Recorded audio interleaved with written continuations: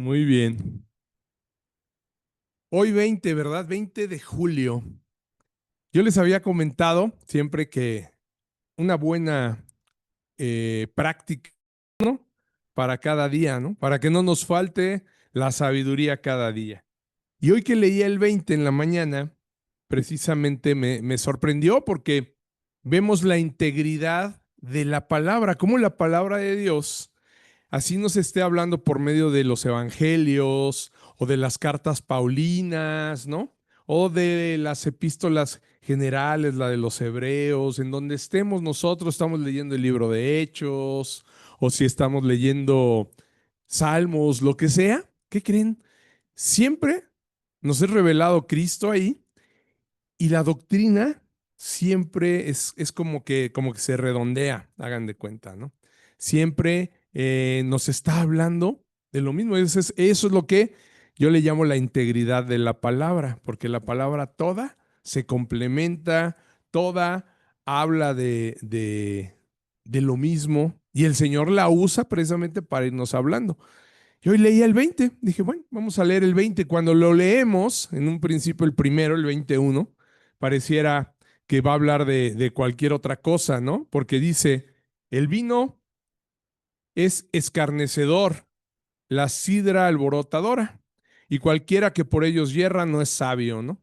Entonces, bueno, a lo mejor va a hablar de eso, pero no, me voy avanzando, me doy cuenta y hoy se los compartí, ¿verdad? Llegué al 6. Y veo que dice, muchos hombres proclaman cada uno su propia bondad. Dice, pero hombre de verdad, ¿quién lo hallará? ¿Sí? O sea, y precisamente ¿por qué me sorprendió? Porque el día de hoy vamos a ver precisamente esto. La oración de un fariseo que se creía justo. A sí mismo él se consideraba, yo soy justo, ¿verdad? Y a otros menospreciaba, decía, porque son pecadores. Gracias, Señor, ¿verdad? Que yo no soy como esos pecadores. Y leía esto y dije, ¿cómo el Señor es tan claro, no? El hombre, ¿sí? Proclama cada uno su propia bondad. Todos los hombres se creen buenos, ¿verdad? No, yo no soy tan malo, yo soy bueno. Y por eso dice el Señor, pero hombre de verdad, o sea, alguien que en verdad sea bondadoso, ¿quién lo hallará? ¿No? Ninguno. Dice, no existen. Y dice más adelante, el 9, ¿verdad, hermana? Gracias. ¿Quién podrá decir, yo he limpiado mi corazón? ¿Limpio estoy de mi pecado? ¿Alguien podrá decir que ha limpiado su corazón él mismo, que ya está limpio de su pecado? No, ¿verdad? Nadie. ¿Alguien puede limpiar su corazón? Aquí alguien me puede decir, yo solito, yo no necesito que Dios limpie nada en mí, yo estoy limpiecito. No, ¿verdad? Ándale. Ellos, ¿verdad? Ellos creen que están cosas y salir adelante, ¿no? Pero no, ¿verdad? Nadie puede limpiar su corazón. ¿Y cuál era el otro, hermana Evelyn? Y el 24, ¿no? Que dice, de Jehová son los pasos del hombre. ¿Cómo pues entenderá el hombre su camino? Es de él el camino de nosotros. El hombre no puede entender su camino realmente, dice, ¿no? Si los pasos de nosotros son de él, ¿cómo podemos nosotros entender cuál es realmente nuestro destino? O sea, ¿qué está diciendo? El hombre solo no puede entender. El hombre solo no puede corregir, porque son de él nuestros pasos. Es él el único que puede hacernos entender las cosas y el que puede corregir nuestro camino. El que se esfuerza por sí solo no puede. Le es imposible, ¿verdad? Y ahorita lo vamos a ver precisamente con esta parábola hermosa del Señor, que nos va a mostrar cómo el, el fariseo que creía que sus pasos estaban dirigidos por él, porque él hacía cosas buenas, porque él sí podía diezmar, ayunar, ¿verdad? Él podía hacer todo. Vamos a ver qué tan equivocado estaba, como lo vemos aquí en los proverbios de Salomón, ¿verdad? Muy bien. Vamos a Vamos a abrir nuestras Biblias. Lucas 18. Vamos al versículo 9, por favor. Y les voy a pasar ahorita el micrófono, por favor, para que hay dos microfonitos con uno. Lo van a pasar, ¿sí?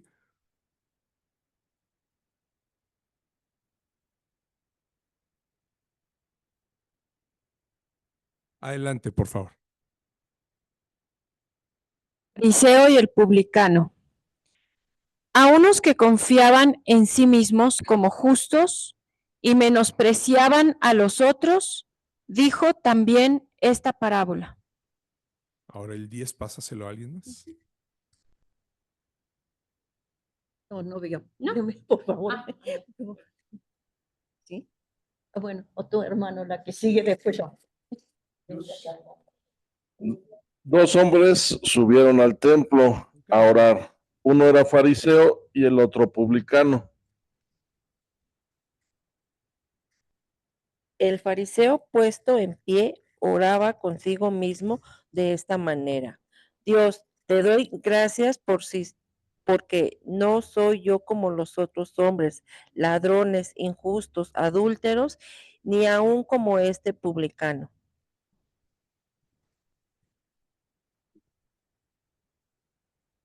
El 12. Ayuno 2 veces a la semana. Doy diezmo de todo lo que gano. Mas el publicano, estando lejos, no quería ni aún alzar los ojos al cielo, sino que se golpeaba el pecho diciendo: Dios, sé propicio a mí, pecador.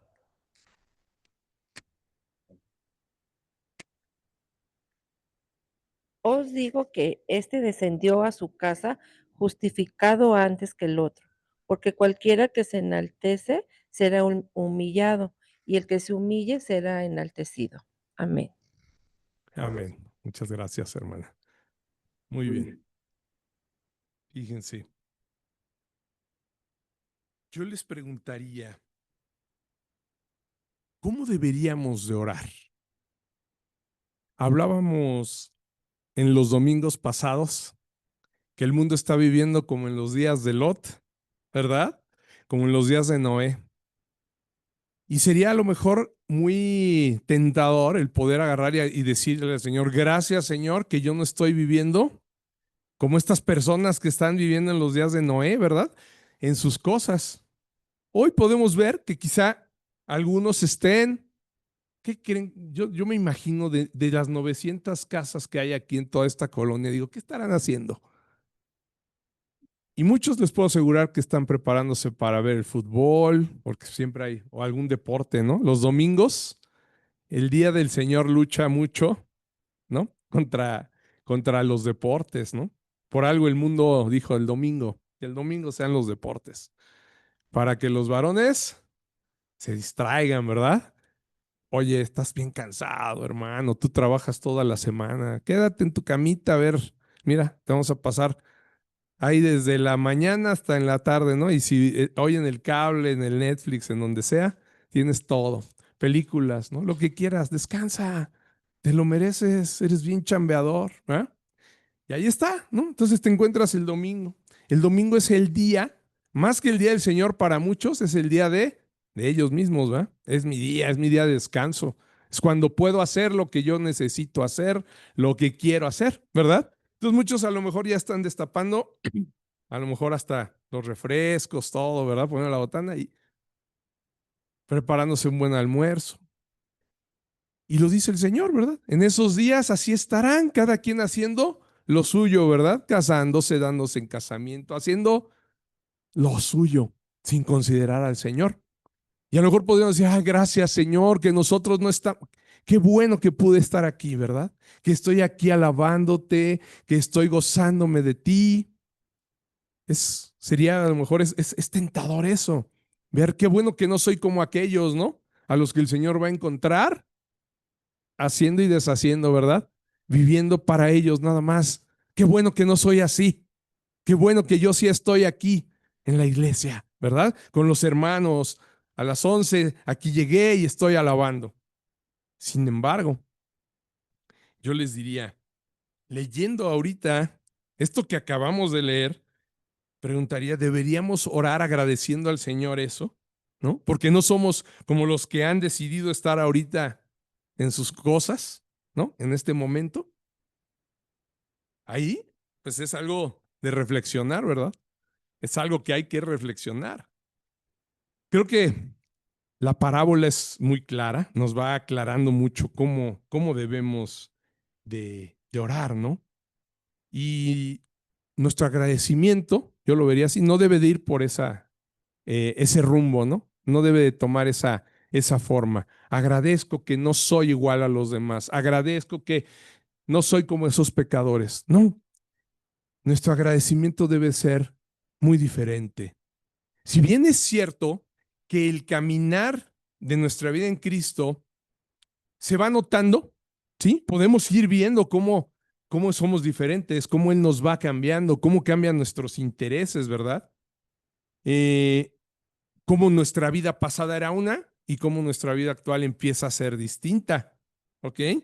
Nos va separando el Señor de las cosas, de la vida mundana que llevábamos, de lo que los demás siguen practicando. Eso es real. O sea, sí se va notando, ¿no?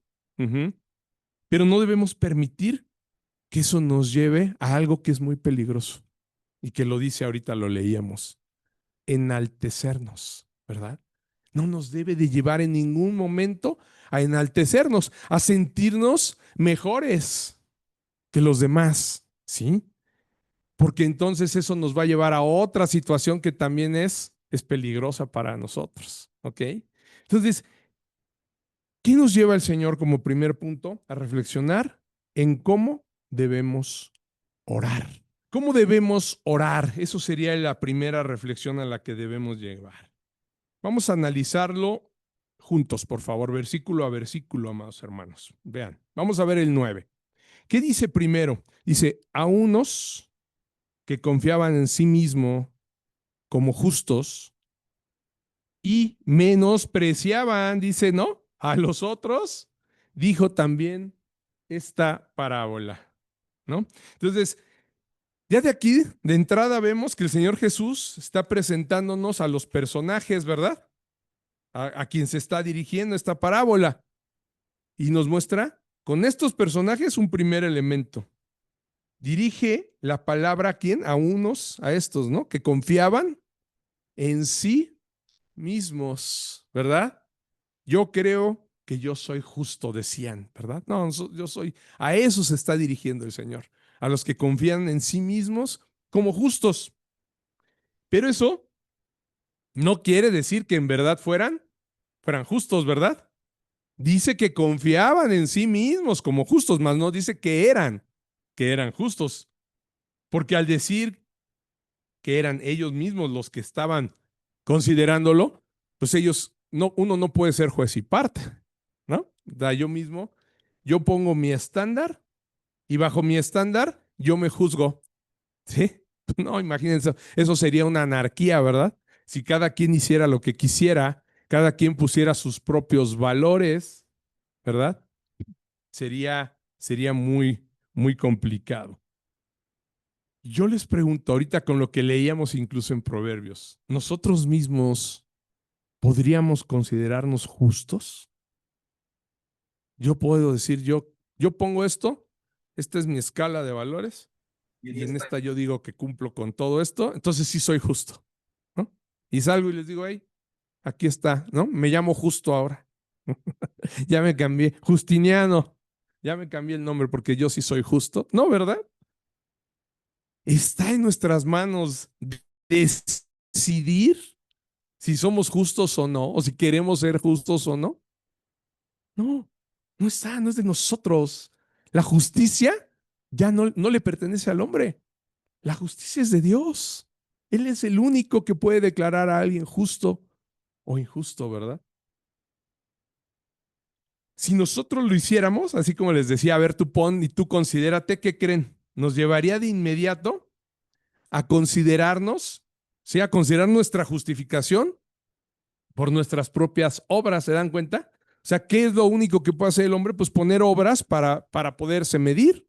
Si hago esto, soy justo. Si hago esto, no. Si hago esto, no soy pecador. Si hago esto, hijo, sí soy pecador, ¿no? O sea, cada uno pondría, ¿y qué creen? De esa lista muchas de las cosas las borraríamos, ¿no? Dirían, "Oh, estas no las puedo, mejor esta no. Esta sí no puedo dejar de hacerla y esta me condena, entonces esta mejor la borro", ¿sí? ¿Se dan cuenta? Si nosotros fuéramos los que definiéramos, no, hombre, haríamos todo un Frankenstein ahí de justicia, ¿verdad? Ese parámetro para decidir que somos justos estaría viciado, estaría pervertido, ¿verdad? Muy, muy manoseado por nuestra propia mente para ayudarnos a en verdad alcanzar esa justicia, ¿no? A no sentirnos tan mal, ¿no? Algunas veces, ¿cuántas personas no adormecen su justicia, ¿verdad? Su conciencia, perdón, para no sentirse tan mal, ¿no? Híjole, pues sí, me porté mal con mi mamá, le grité, le dije, pero bueno, pues ya ni modo, ¿no? No creo, hay quienes se portan peor, ¿verdad?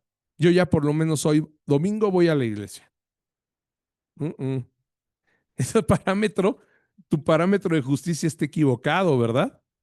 Si no obedeciste a tu papá, a tu mamá, no honras a tu padre y a tu madre, automáticamente no te es contado como justicia. Eres injusto, eres culpable de transgredir la ley de Dios, ¿verdad? Si yo me peleo con mi vecino antes de venir y le digo de cosas y todo, ¿no? Y me vengo y después ya vengo y predico. Ay, Señor, gracias porque puedo predicar tu palabra. Soy justo. Pues espérame, porque prediques la palabra no eres justo, ¿no? Tu acto te condenó. Lo que acabas de hacer fue en contra de mí, ¿no? No amaste primero a tu prójimo, no diste testimonio. Entonces, ahí está. No nos hace justos lo que hacemos dando limosnas, cómo me comporto, el ir a ver a los pobres, el ayudar a los desvalidos, mi responsabilidad en el trabajo, que soy responsable con mi país y pago mis impuestos, ¿no? Doy mi diezmo y ayuno. No solo eso nos hace justos. De hecho, ninguna de esas cosas nos hace ser justos delante de Dios. Solo por medio de Cristo es que somos justificados. Independientemente de cuántas buenas obras puedas acumular hoy o en toda tu vida, si tú no vas a la justificación por medio de Cristo, no eres justo. Alguna vez alguien me decía, ¿crees que la Madre Teresa de Calcuta esté en el infierno? Le dije, pues eso no lo sé. Probablemente sí. Digo, es más, yo creo que es más probable que esté en el infierno que esté en el cielo. ¿Cómo crees? Si ella veía por los huérfanos, por las... Sí, claro, pero era idólatra. Y si no lo hizo para la gloria de Dios, y si nunca puso sus ojos en Cristo, no recibió la justificación. No lo digo yo, lo dice la palabra. No, pero tú, casi, yo la estoy mandando al infierno. No, yo no. Yo no puedo mandar a nadie al infierno. Es Dios. Y Él es el que decide a quién manda y a quién no. ¿Sí? Y ahorita lo vamos a ver. Ese fariseo que leíamos, diezma, ayuna 2 veces a la semana, no roba, no peca. Y el Señor dijo, no va a ser justo. ¿Cómo? El publicano es ladrón, el publicano es injusto, ¿verdad? Nos cobra y sirve a Roma. Ese se va a justificar. Cualquiera diría, no me gusta esa justificación del Señor, ¿verdad?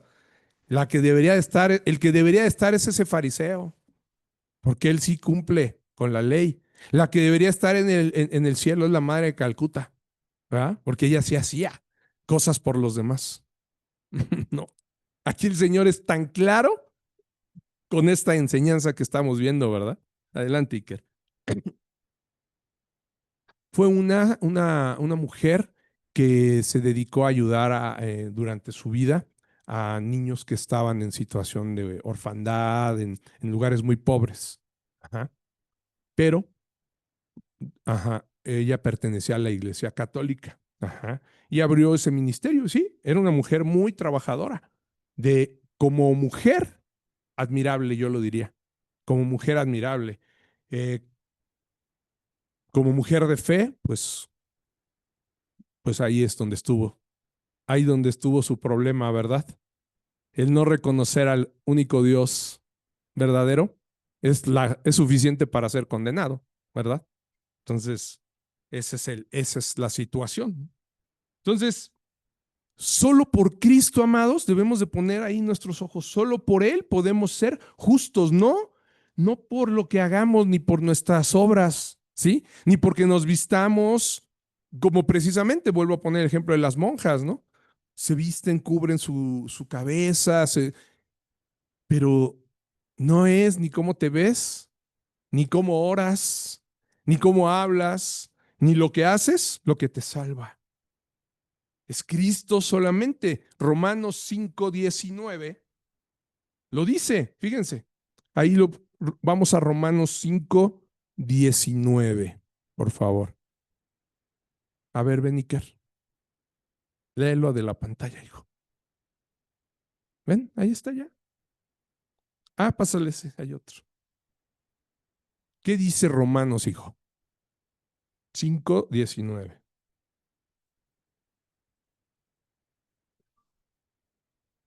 A ver, espérame, no te escucho. ¿Sí Está prendido, ¿eh? Sí, A ver.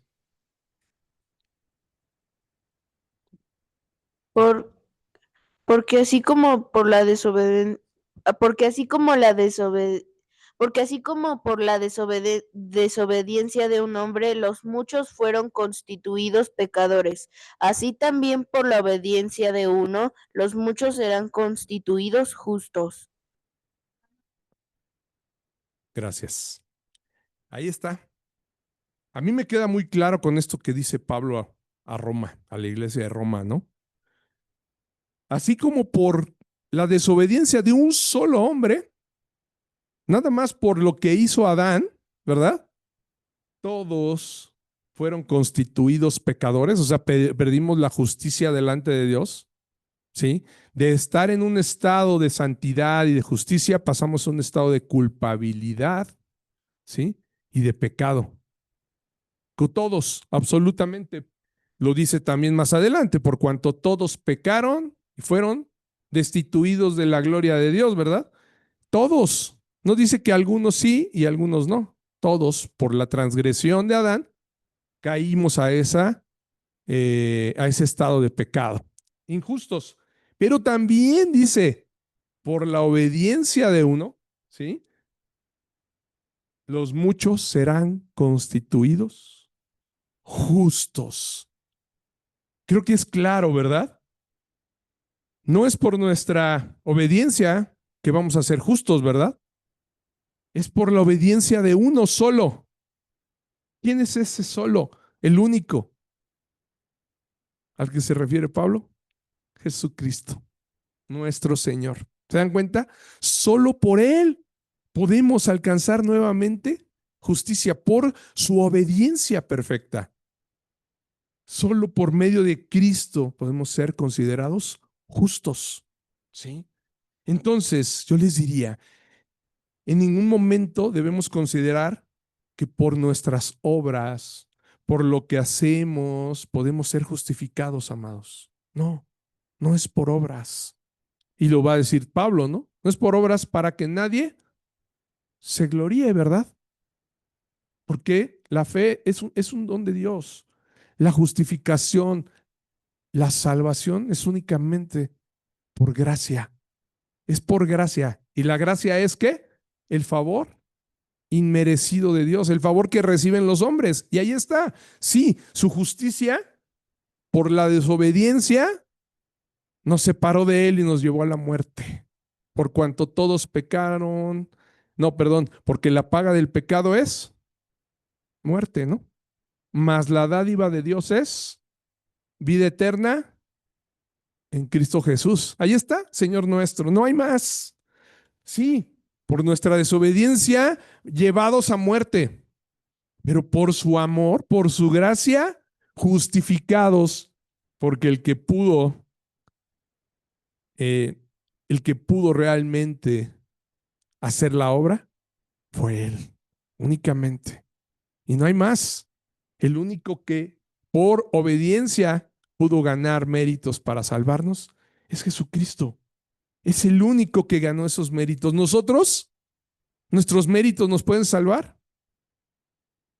No, no hay forma. Amados, si no tenemos bien claro esto, créanme, y no lo tenemos en nuestra mente constantemente, es bien fácil que caigamos en lo mismo que cayeron estos hombres que confiaban en sí mismos como justos, ¿verdad? A los que se está dirigiendo el Señor.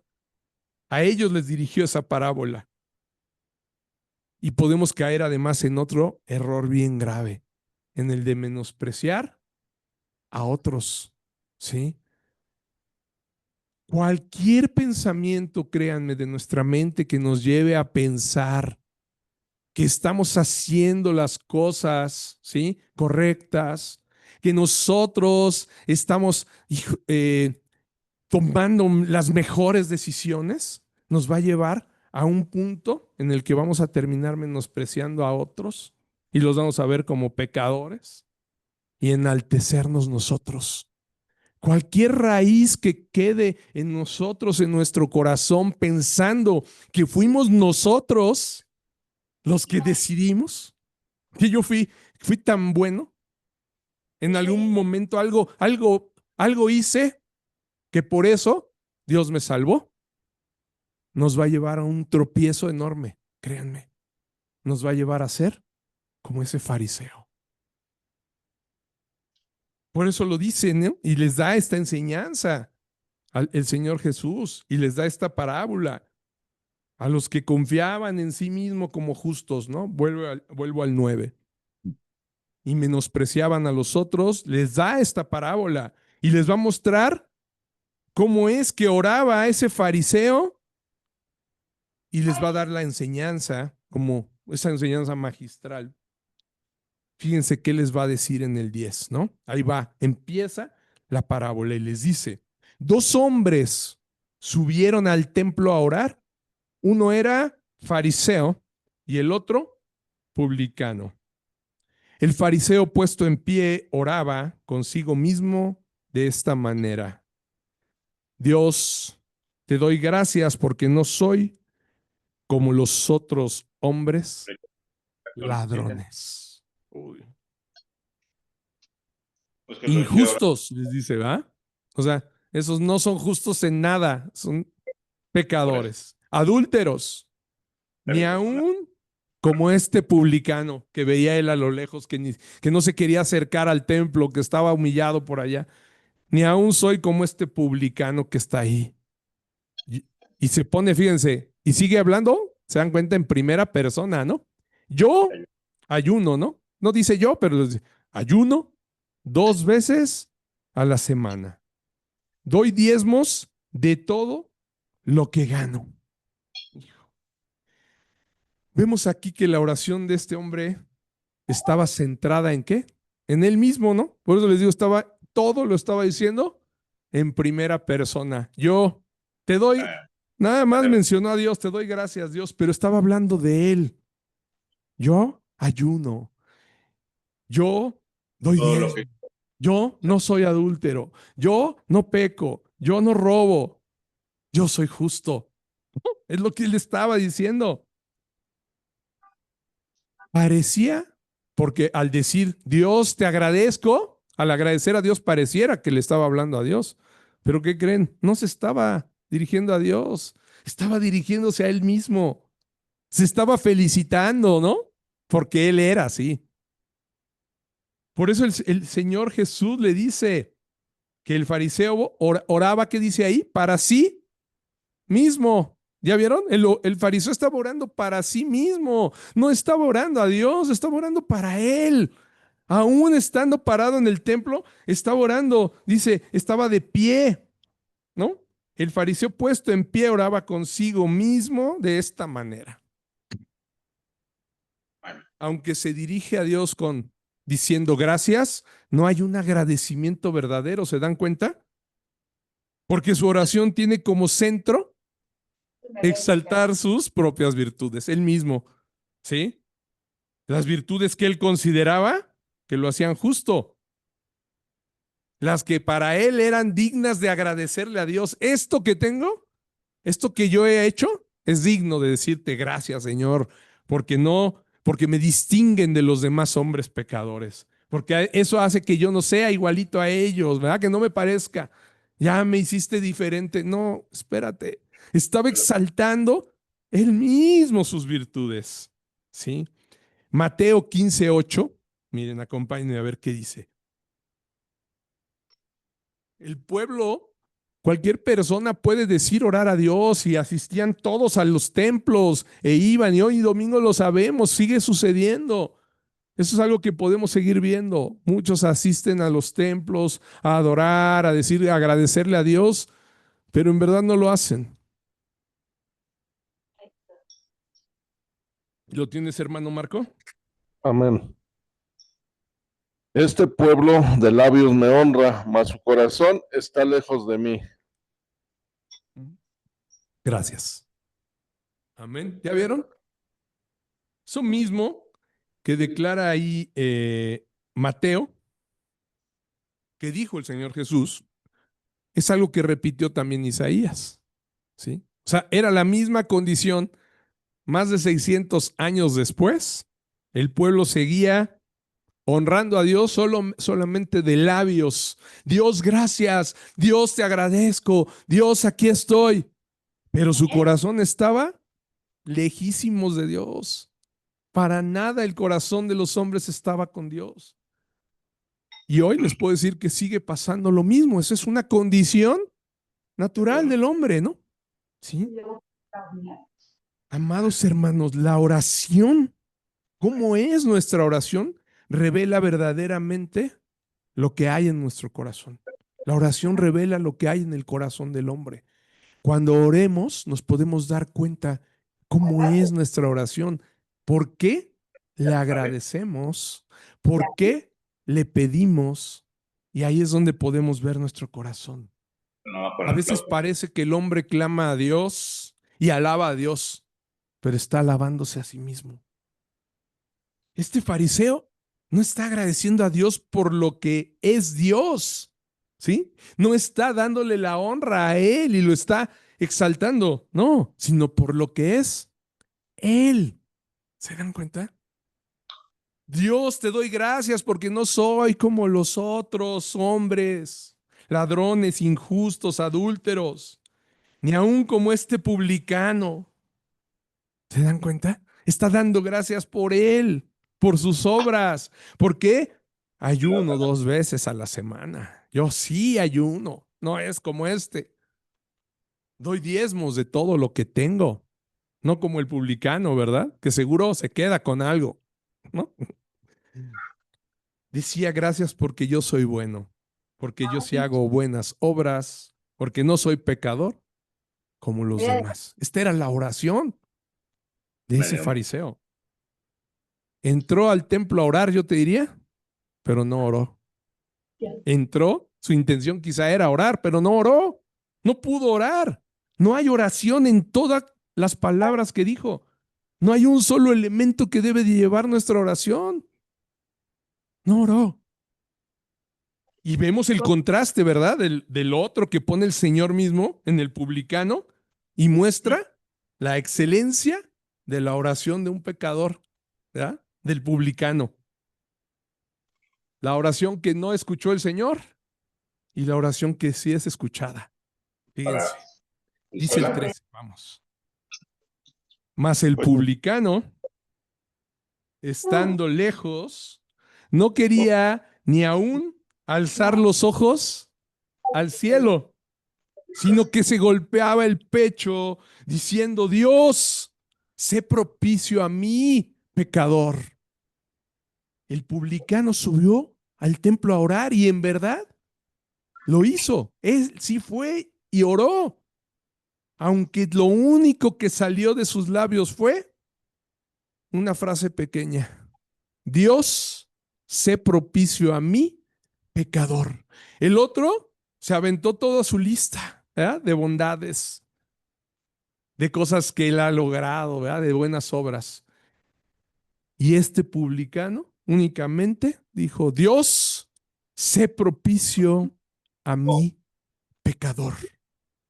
Una sola frase, amados hermanos, pero esa frase, ¿qué creen?, llevaba una verdadera oración en ella. Esa sí fue una oración que se elevó al cielo, porque llevaba arrepentimiento y una gran humildad. Humillación, reconociéndose quién era. ¿Se dan cuenta? Elementos más importantes: arrepentimiento y humildad. Sí, su frase fue muy corta, no traía muchas palabras, peticiones, pero sí mucha humillación, verdadera humillación. Estando lejos, dice, ¿verdad?, sintiéndose, no se acercaba porque se sentía indigno de acercarse aún al templo. Ni siquiera se sentía digno de alzar, dice, los ojos, ¿no?, al cielo. No, o sea, agachado sin querer ni mirar porque se sentía en verdad indigno y se golpeaba el pecho reconociendo quién era delante de Dios, lo sabía. Sí. En ese momento pidió perdón, consciente de quién era. Eso es lo que le dice al decirle sé propicio, es perdóname, ayúdame a mí que soy un pecador. ¿Sí? ¿Recuerdan qué era la propiciación? ¿No? Dar, ofrecer los sacrificios para propiciación, pues para perdón, ¿no? Él está diciendo, tú eres el único que puede ser propicio a mí, el único que me puede perdonar, el que puede ayudarme a mí. Y se reconoce como pecador, ¿verdad? Amados, esa debe de ser nuestra oración. Esa es una verdadera oración dirigida a Dios. Así es como debemos orar, hermanos. Como ese publicano que sabía quién era él exactamente. No se puso ningún título mayor ni nada. Sabía quién era. Era un pecador. Pero también sabía quién era Dios. ¿Se dan cuenta? El único que lo podía salvar, el único que podía ser propicio a él como pecador. En su oración no se compara a él con los demás, ¿se dan cuenta? Él se está comparando él mismo delante de Dios, no contra los demás. ¿Qué vemos al poner estas dos oraciones que escuchamos, la del publicano y la del fariseo, en contraste? Volvemos a repetir. El fariseo oraba para sí mismo, ¿ok? No era una oración en la que le hablaba a Dios, no, estaba hablando a él. Era más como un monólogo, ¿verdad? Porque ese hombre que se consideraba a sí mismo como justo, en ningún momento sintió que necesitaba algo de Dios, ¿no? No necesitaba, tenía todo. Gracias, Señor, porque ya lo tengo todo. Yo soy santo, yo no hago ningún pecado, ¿no? Creía que tenía suficientes méritos, entonces su oración, pues no fue pidiendo nada a Dios, agradeciendo todo lo que él tenía. ¿Se dan cuenta? Y esto sería nuestra segunda reflexión. No hay mérito por el que podamos enaltecernos. Nosotros debemos de estar conscientes que no hay ningún mérito que nos haga sentir que somos mejores que otros, ¿sí? En el estado de culpabilidad y miseria al que nos llevó el pecado original, amados, el hombre no tiene ninguna salida, ni ninguna forma, ni posibilidad de cambiar. Eso es lo que debemos de tener claros. Ese estado en el que caímos por el pecado no deja la posibilidad de que un hombre solito pueda salir de ahí. Cae en ese estado, que es un estado, por eso es muerte, ¿no? Es muerte completamente. Lo dice Efesios 2:1, fíjense. Estábamos muertos en delitos y pecados. El hombre está completamente caído, sin posibilidad de levantarse. Se los he dicho, ¿los muertos se pueden levantar? No, ¿verdad? Solitos, ¿no? Yo no he visto ningún muerto que se ponga rápido. Si ya está muerto, que se inyecte, que se dé solito reanimación, ¿verdad? Pues no. Si cayó muerto, está muerto. Y se acabó. Efesios 2:1, ¿qué dice? ¿Ya lo tienen? A ver, hermano. Y él os dio vida a vosotros cuando estabais muertos en vuestros delitos y pecados. Amén. Así dice la palabra de Dios, ¿verdad? Él es, dice, y Él, ¿quién? Él, Dios, Cristo, nos dio vida cuando estábamos muertos en delitos y pecados. No dice que estábamos medio muertos o tratando de salvarnos, de curarnos, ¿verdad?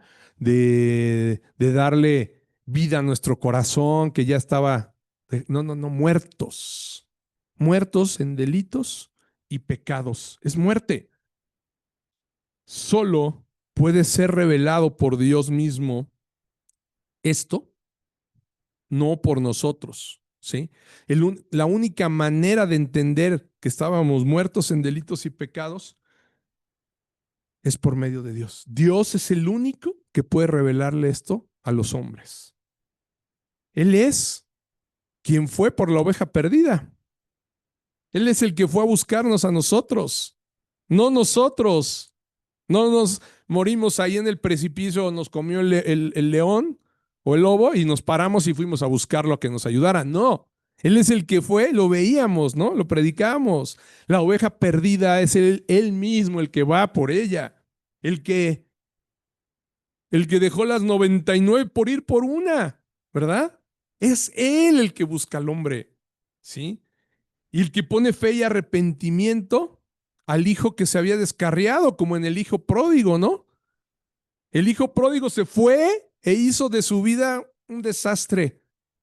Pero llegó un día en el que Dios puso arrepentimiento y se acordó y dijo, ¿qué hago? ¿Qué estoy haciendo lejos de mi casa, donde tenía todo, ¿no? ¿Y qué fue lo que dijo? Recordemos, Padre, ¿no? Soy un pecador. He pecado contra el cielo y contra ti. No merezco ser llamado hijo tuyo, ¿verdad? ¿Se dan cuenta? Es un arrepentimiento. No dijo, no, yo soy hijo de aquel señor que tiene una gran hacienda. Yo tengo que ir y volver a recuperar lo mío. No, dijo, no, no lo merezco. Hazme como uno de tus siervos, le dijo al padre, ¿verdad? Ahí está. Es eso que se revela al hombre. No fue por él mismo que fue inteligente y pensó, él estaba completamente con una mente pervertida. Él lo que quería era gastarse todo y estar lejos del Padre, donde nadie le pudiera decir nada, ¿sí? La oración de un hombre, cuando está basada en su propia religiosidad, ¿qué creen? Es como la de ese fariseo, el que no puede reconocer realmente que necesita de Dios, ¿sí? La oración de alguien que no se ha conformado a la voluntad de Dios y sigue pensando que él mismo puede determinar qué es lo que debe hacer o no hacer, ¿sí? Es una oración que está completamente viciada en sí mismo, en él mismo. Yo puedo lograrlo. Yo puedo hacer y decidir lo que debo hacer bien o no para agradarle a Dios. Es un error, ¿sí? No, porque es una oración que no está basada en decirle, Señor, yo quiero hacer lo que tú me dices, ¿verdad? Esa oración se convierte en el monólogo que veíamos, ¿verdad? Donde Dios solo es parte de una audiencia. Es como parte del que está escuchando Dios. No se está dirigiendo a Él, sino Dios únicamente lo convertimos en audiencia cuando oramos de esa manera, ¿verdad? No en el Señor y Dios Todopoderoso al que nos debemos de dirigir con humillación y súplica, para que sea propicio a nosotros pecadores, ¿verdad? Para que tenga misericordia y que nos perdone y seamos justificados por él. El contraste que vimos en el publicano, una oración distinta, pocas palabras, pero hablando hasta con el lenguaje corporal. ¿Sí saben qué es hablar con lenguaje corporal? La posición del cuerpo, ¿no? Yo ahorita puedo estar hablándoles, pero estar así.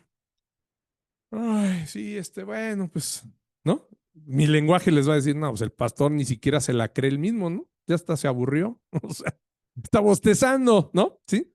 O que esté así lloviendo por allá y, sí, bueno, hermanos, pues, muy bonito este mensaje, échenle ganas, pero estoy pensando y viendo por allá y salud. Pues mi lenguaje corporal no le interesa, ¿verdad? El lenguaje corporal habla más. ¿Se dan cuenta? Y este hombre, el publicano que estaba alejado por allá, ¿no? Humillado, no quería levantar sus ojos al cielo. Ese lenguaje estaba diciendo más. Y cuando se golpeó el pecho, ¿no? Así como diciendo, hijo, estoy angustiado, ¿no? Por este estado de pecado en el que vivo. Estaba demostrando todo lo que había verdaderamente en su corazón, ¿sí? Mostrando en verdad que había arrepentimiento verdadero en él, sabiendo que nada había en él que pudiera agradar a Dios. ¿Ya vieron el contraste de las dos oraciones? Un monólogo y una oración de humillación dirigida 100% en su necesidad de Dios. Y vamos a ver cómo el Señor Jesús, fíjense, termina y explica este contraste dando los resultados. Él mismo va a decir cuál es el resultado de las dos oraciones que les puso en la parábola. Dice el 14. Os digo que éste descendió a su casa justificado antes que el otro, porque cualquiera que se enaltece será humillado, y el que se humilla será enaltecido. Ahí están los resultados de ambos hombres. El Señor mismo termina la parábola explicando la misma enseñanza, ¿no? Su misma enseñanza, Él da la lección principal. Cuando dice, uno es justificado más pronto, ¿sí?, que el otro, en cuanto apenas descienda a su casa, dice, será justificado y el otro no. El Señor está dando ese resultado. El corazón del fariseo, que estaba tan endurecido por el gran ego, ¿verdad?, que le hacía pensar que era justo y que menospreciaba a los demás pecadores como él, lo llevó a eso, a que él no fuera justificado. ¿Se dan cuenta? El otro también era un pecador. Aquí estamos viendo a dos pecadores, tanto al fariseo como al publicano. E incluso el publicano cometía actos en contra de su prójimo también, seguramente, y en contra de Dios también, Pero entonces, en este contraste, ¿qué sucedió en cada uno? ¿Cómo es que uno creyó en sus obras y méritos y otro entendió lo siguiente, esta última reflexión? ¿Cómo es que este publicano sí entendió que hay mucho en nosotros por lo que debemos humillarnos? Uno vio que había mucho en él por lo que se podía enaltecer y el otro vio completamente lo contrario, ¿verdad? Gran contraste. El otro dijo, no, hay muchísimo en mí que me lleva a estar humillado, que no quisiera ni que se viera, ¿no? Es humillante todo lo que hay en mí, toda esta suciedad. ¿Cómo es que uno se enaltece y se menciona justo a sí mismo y usa la palabra pecador, pero para los demás? ¿Se dan cuenta? Los dos dijeron pecador, pero uno dijo, los demás son pecadores, y el otro utilizó la palabra pecador para sí mismo, se la puso, ¿verdad? Él se puso, yo soy el pecador. Uno agradeció por ser quien era, ¿no? Y el otro pidió misericordia por ser quien era, ¿sí? Uno estaba feliz por ser quien era y el otro estaba triste y humillado. Uno se enaltece delante de Dios y de los demás y el otro solo se humilló delante de Dios. No le importaron los demás ni cómo eran, si los demás eran más malos o más buenos. Él lo único que vio fue cómo era él delante de Dios. ¿Eh? ¿Y esto cómo lo podemos explicar? ¿Por qué en dos personas igual, pecadores, por qué en uno pasa y en el otro no? Solo se puede explicar con el nuevo nacimiento. Uno nació de nuevo. Este último, el publicano, dice, fue justificado por el Señor, ¿verdad? Al haber recibido, ¿qué creen? ¿Qué fue lo que hizo que él entendiera esto? En ese momento recibió el llamado eficaz del Señor, el cual es un evento completamente sobrenatural, que solo le pertenece al que puede hacer ese llamado, que es Dios. Por eso es que con toda claridad no lo podemos entender. ¿Qué pasó? ¿Por qué uno era así y el otro era de esta forma? Porque eso es algo sobrenatural, no se ve. Eso es algo que sucede en el corazón de una persona. ¿Sí? El único que puede hacer un llamado al corazón y transformarlo es Dios. No dependía del publicano, ni dependía del otro, ¿no? Del fariseo. No, todo depende de Dios, lo veíamos. El único que va por las ovejas es Él. El único que tiene la capacidad de cambiarnos y darnos un nuevo nacimiento es Él. El único que puede dar un nuevo corazón, ¿verdad? Un corazón de carne y dar de su espíritu es Él. El hombre, lo que les decía, ¿se puede trasplantar el corazón? Imposible. El hombre puede decir, yo quiero del espíritu de Dios. Dame tu espíritu. No. Es Dios el que decide poner de su espíritu y poner un nuevo corazón.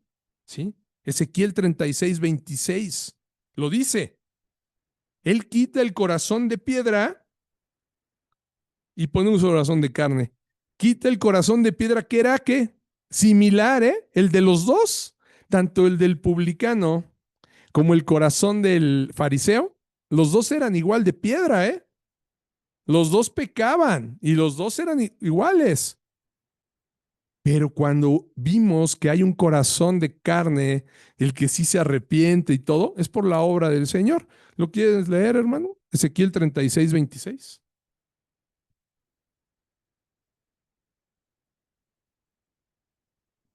Ahí la palabra de Dios es muy clara. El nuevo nacimiento, el tener un nuevo corazón y un nuevo espíritu, que eso es volver a nacer, ¿sí? Si tú tienes un nuevo corazón, nuevecito, y un nuevo espíritu, ¿es por qué? Eso implica un nuevo nacimiento. 36:26. Os daré corazón nuevo y pondré espíritu nuevo dentro de vosotros y quitaré de vuestra carne el corazón de piedra y os daré un corazón de carne. Amén. Gracias, hermano. Ahí está. Y os daré, ¿no? ¿Quién lo está haciendo? El Señor. No dice, ustedes se cambiarán el corazón y tendrán nuevo espíritu y no, no, no. Yo les voy a dar eso. El que quita ese corazón es el Señor. Todo hombre en estado de pecado tiene un corazón así de piedra, ya sea que sus obras sean moralmente más aceptables que las del otro, ¿verdad? O que sea moralmente como el publicano, ¿no? Que se dedicaba a ayudar a Roma, a quitarle a los demás, ¿no?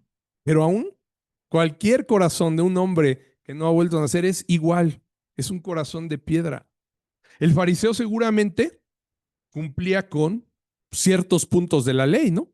Él lo dice, él no robaba, ¿no? No adulteraba, ayunaba, incluso hacía más, ¿no? De lo que era la ley de Moisés. Diezmaba todo lo que ganaba, bueno, pero menospreciaba a los demás, ¿ah? Y confiaba en sí mismo y en sus obras para salvación. El publicano también, ¿no? Cobraba impuestos, quizá cometía injusticias con los demás, para con sus hermanos judíos, servía a Roma y difícilmente se paraba al templo a diezmar, porque ni siquiera los dejaban acercarse, ¿no? Muchas veces a los publicanos, ¿sí? Entonces, los dos tenían obras de pecado, ¿verdad? Finalmente, en ambos casos su corazón los llevaba a pecar, pero fue el Señor quien llamó a uno y lo hizo entender que era pecador, le reveló quién era y que requería de la misericordia de Dios para ser perdonado y alcanzar su justificación para poder ser justo, ¿verdad? El otro, tristemente, no tuvo ese llamado y su corazón siguió endurecido, creyendo que su decisión de obedecer a Dios lo salvaría y justificaría. Yo decidí ayunar, yo decidí obedecer, yo decidí. ¿Y qué dice el Señor? Tú no eres justificado. Más pronto el otro llegará a su casa y será justificado que este. ¿Se dan cuenta? Yo les diría, cuán miserable es el hombre, pero qué grande y lleno de gracia es nuestro Señor. En eso debemos de poner nuestros ojos. Sí, nuestro estado es un estado que no quisiéramos haber tenido quizá nosotros, ¿verdad? Viene de nuestros padres originales, ¿no? De Adán. Pero de ahí no podemos salir. Estamos en esa miseria, pero tenemos un Padre que es misericordioso y lleno de gracia para cambiar ese destino en nosotros. Que aún es tan misericordioso Él que aún siendo pecadores, murió por nosotros para que pudiéramos salvarnos, ¿verdad? Para sacarnos de ese destino de muerte eterna, para darnos un nuevo corazón y que pudiéramos entender quiénes somos delante de Él, unos pecadores perdidos. Esa es la bondad de Dios, el hacer que entendamos. Algo que podemos ver que el hombre por sí mismo en su libre albedrío, que está pervertido, no puede entender. Ese libre albedrío que fue contaminado por el pecado, le cuesta trabajo entender que no tiene ninguna posibilidad para salvarse. Y el hombre que creen en la misma actualidad quiere tener posibilidad. El libre albedrío dice, no, ¿cómo? A mí no me digas eso, no me digas que depende mi vida de Dios, que el único que me puede salvar es Dios. Yo puedo decidir, yo puedo hacerlo. A mí no me digas que debe de ser Dios el que viene y me salva. Créanme que en muchas doctrinas hoy eso es lo que sigue permeando y eso es lo que está creciendo más y más. ¿Por qué? Porque eso es lo que le gusta al hombre. Siempre tener participación, ¿no? Siempre yo, Señor, gracias, porque yo decidí. No, amados, créanme, estábamos muertos en delitos y pecados. No decidiste que te ibas a salvar, créeme. Fue Dios quien llegó y te rescató. Fue Dios el que llegó y te dijo, levántate. Hizo el llamado eficaz. Dijo, ven, ¿dónde estás, Adán? ¿Dónde estás? Y nos hizo confesar como Adán, ¿no? Nuestros pecados. Señor, perdóname. Aquí estoy. Soy pecador. Sé propicio a mí. Pero fue Él el que nos levantó. ¿Sí? Roguemos al Señor, amados, para que siempre ponga en nosotros ese mismo sentir que hubo ahí en el publicano. Y que nunca nos enaltezcamos, que nunca pensemos que somos nosotros, que haya algún mérito en nosotros, sino que nuestro verdadero agradecimiento, ¿sí? El agradecimiento de nuestra oración venga realmente de nuestra humillación, de un corazón que reconoce quién es Él, ¿sí? Sabiendo que Él es nuestro único y suficiente Salvador y no hay más. La gloria solamente a Cristo. Amén. Gloria a Dios. Muy bien, vamos a orar para terminar.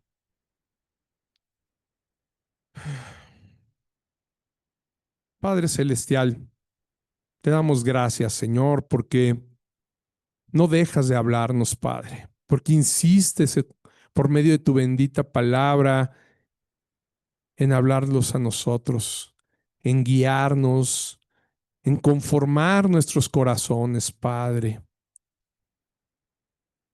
Gracias porque podemos entender que no son nuestras obras, que no hay nada en nosotros que realmente sea agradable a ti, que fuiste tú, Señor, que nos hizo agradables a ti.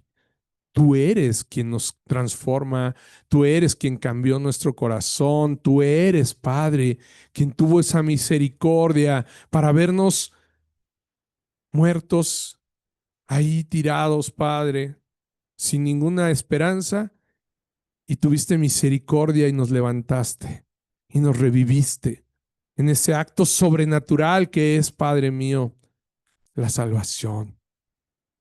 Tú, Señor, moriste por nosotros en esa cruz, Padre, para que nosotros pudiéramos tener vida eterna, que tuviéramos una posibilidad de salir de esa muerte eterna y tener vida eterna al lado tuya, Señor. Gracias, Jesús. Gracias por todo, Señor. Gracias por tu enseñanza.